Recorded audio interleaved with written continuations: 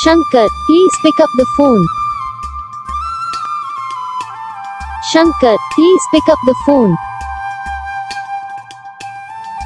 Shankar, please pick up the phone. Shankar, please pick up the phone. Shankar, please pick up the phone. तो guys video को like करो, channel को subscribe करो, comment करके बताओ आपको ये वीडियो कैसा लगा, कौन सा पार्ट है जो आपको वीडियो में अच्छा लगा है, कौन सा पार्ट है जो आपको वीडियो में अच्छा नहीं लगा। अगर आपको रिंगटोन पसंद आई या फिर आप ये साउंड का रिंगटोन बनवाना चाहते हो तो आप हमें कमेंट कर सकते हो, हम आपके लिए रिंगटोन बना के चैनल पर अपलोड कर देंगे।